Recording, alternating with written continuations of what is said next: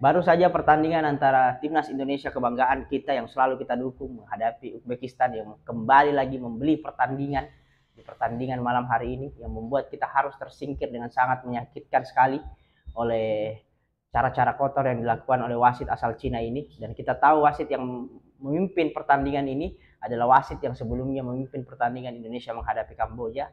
Yang kita tahu pada saat itu bagaimana wasit itu memberikan hadiah penalti kepada Kamboja yang harusnya dijatuhkan di luar kotak penalti tapi diberikan di dalam kotak penalti. Inilah wasit asal Cina ini yang merugikan kita, dan ditambah lagi wasit VAR asal Thailand. Wasit VAR asal Thailand ini adalah wasit yang memimpin pertandingan Indonesia menghadapi Qatar. Jadi sama aja nih wasit, sama-sama dua orang yang sama ketemu untuk menghancurkan Indonesia. Hanya satu aja yang membuat kita gagal untuk masuk ke final ini, wasit. Dan gol dari Ferrari itu ada tendensi tangan dari pemain nomor 23 itu masuk ke sini. Dan itu sejajar. Itu juga tidak disahkan. Gol dari Ferrari pada saat Sananta kaki sebelah kanannya dia masuk, tangan dari nomor 23 itu masuk. Dan itu sejajar, dan posisinya Sananta tidak offside di situ. Karena ada tangan dari nomor 23 itu masuk. Dan itu dianggap wasit sebagai offside. Kekeliruan kembali dilakukan oleh wasit. Dan saya yakin pertandingan ini dibeli oleh timnas Uzbekistan. Dia membeli pertandingan ini karena mungkin dia melihat statistik dari Indonesia, cara bermain Indonesia seperti apa. Mungkin dia tidak percaya diri atau tidak yakin untuk bisa lolos ke pertandingan final. Akhirnya mereka harus mengkondisikan wasit. Dan wasit lagi-lagi wasit asal Thailand, sama seperti pada saat kita menghadapi Qatar, dengan VAR yang sama, VAR yang sama, tetap sama, menyedihkan dan memalukan. Jadi nggak usah lah bicara kita proud of ASEAN itu nggak ada, nonsense tuh, nggak ada. Orang Thailand aja nggak support kita kok, wasitnya tuh yang VAR tadi tuh dia nggak support kita. Dan gol kedua dari Uzbekistan itu tidak dicek oleh VAR, sama sekali, ya, tidak dicek oleh VAR, sangat tidak dicek oleh VAR, ya. Ini juga membuat langkah kita untuk masuk ke final ya terpaksa kita harus menahan sedikit. Nanti kita akan ketemu Irak atau Jepang di peringkat ketiga. Dan catatan sedikit lagi ya teman-teman, yang paling menyedihkan lagi pada saat babak pertama tadi, nomor punggung 4 menjatuhkan Witan dalam kotak penalti. Oke, memang dia mensapu bersih bola itu, tapi ada tendensi Witan itu dijatuhkan oleh badannya, oleh pahanya. Ada tendensi itu, ada possibility itu. Ini juga dianggap tidak pelanggaran kembali. Kembali lagi wasit asal Thailand ini, wasit VAR ini memang ingin membuat Indonesia itu gembos, boncos, atau hancur. Akhirnya apa yang terjadi teman-teman? Kita tersingkir dengan cara-cara yang sangat menyakitkan. Di samping kembali lagi saya harus mengkoreksi sedikit. Memang mentalitas kita memang nggak siap pada saat gol itu dianulir. Mental kita nggak siap menghadapi situasional seperti ini.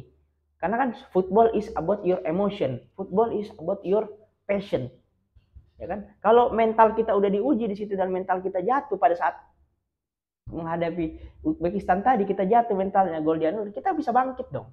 Nah ini juga terjadi di pemain kita, mentalnya jatuh. Ini yang membuat kita belum matang juga di turnamen ini.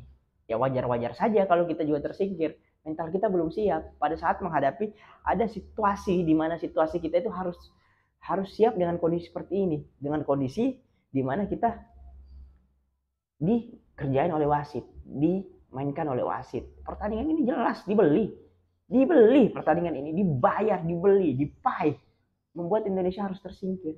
Seluruh exco, seluruh ketua dan waketum PSSI udah datang ke Qatar. Pernah nggak kita beli wasit? Nggak pernah. Lawan Korea Selatan itu wasit benar-benar objektif. Dia mencek VAR terlebih dahulu, dia mengambil keputusan terlebih dahulu. Lagi dan lagi teman-teman, wasit asal Cina. Dan kadang saya bingung sama AFC ini. Masih aja tuh wasit-wasit kayak gini tuh dibawa untuk masuk ke turnamen seperti ini. Kok bisa gitu loh. Inilah kedepannya mungkin Indonesia harus mengajukan diri memasukkan orang di AFC sehingga kita nggak dikerjain kayak gini nih di AFC nih. Ini kan kita selalu dua kali kita dikerjain di turnamen ini. Ini pertandingan kelima, pertandingan pertama, pertandingan kelima kita dikerjain. 2-4 itu kita selalu mulus. Kenapa? Karena objektif wasitnya. Australia, Yordania, dan ya. Gol kedua Uzbekistan, tendangan pojok. Itu nggak dicek juga oleh VAR. Wasit asal Thailand itu tidak menyuruh wasit Cina ini untuk cek VAR. Lagi dan lagi teman-teman, kita dikerjain oleh wasit. Wasit merusak skema permainan, game plan kita, merusak segala-galanya. Akhirnya mau nggak mau ya kita nggak bisa satu grup dengan negara kecamatan itu kan. Kita harus memperebutkan peringkat ketiga nanti, entah menghadapi Jepang atau menghadapi Irak nanti ya. Kita lihat nanti di situ kombinasinya seperti apa Indonesia.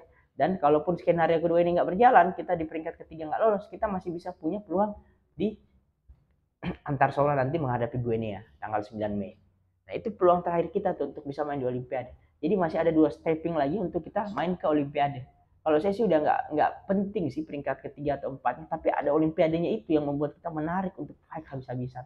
Dan catatan lagi, Rizky Ridho nggak akan main nanti di pertandingan peringkat ketiga. Kita lihat siapa yang akan ganti, kemungkinan Komang Teguh, dan siapa yang akan menjadi center back di situ. Kalau di center back itu apakah Justin Hafner akan ditarik ke tengah, Komang Teguh di kiri, Ferrari di kanan. Kita lihat nanti kombinasinya Sintayong.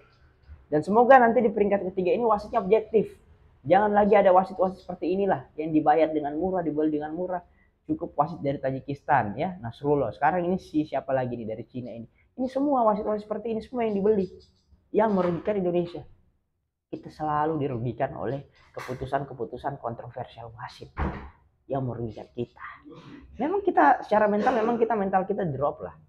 Pada saat gol itu dialirkan, pasti mental kita drop lah, jatuh lah.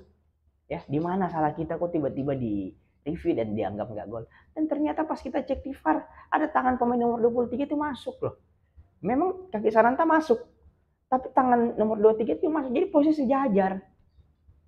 Nah, ini Premier League juga udah memperlakukan sistem baru musim depan. Jadi besok-besok nih, seluruh pemain-pemain belakang akan kesulitan. Premier League udah memperlakukan kebijakan baru. Jadi baru dianggap offside itu kalau seluruh badan itu keluar. Itu mulai musim depan udah berlaku tuh. Jadi wasit ini udah nggak bisa main-main lagi nih. Ya kan? Ya kita dikerjain kita pertandingan malam hari ini oleh wasit. Dibeli pertandingan ini, dirusak game plan dari Sintayong. Kita udah siap, udah fokus untuk menatap pertandingan final ya. Dirusak game plan kita, dihancurkan oleh wasit ya, tapi nggak apa-apa. Turnamen ini kan adanya 2 tahun sekali. Kita harus menunggu 2026 lagi untuk mempersiapkan. Marcelino masih bisa main kan, belum 23. Masih ada siapa? Paling yang nggak bisa main Hernando, Rizky Ridho, siapa lah? Sananta udah nggak bisa main. Tapi Justin, Rafael, Ivar ini masih bisa main semua. Nathan udah nggak bisa main. Nanti umurnya udah lewat 2026, masih ada 2 tahun ke depan. Tapi nggak tahu 2 tahun ke depan apakah diberikan izin dari klub atau seperti apa. Dan memang ada sedikit juga kritikan untuk timnas. Mental kita gampang jatuh. Gampang banget kita jatuh mental kita. Pada saat kita sudah menghadapi situasi seperti ini, gampang sekali kita jatuh, drop mental kita. Harusnya tetap kita sebagai seorang pejuang dong.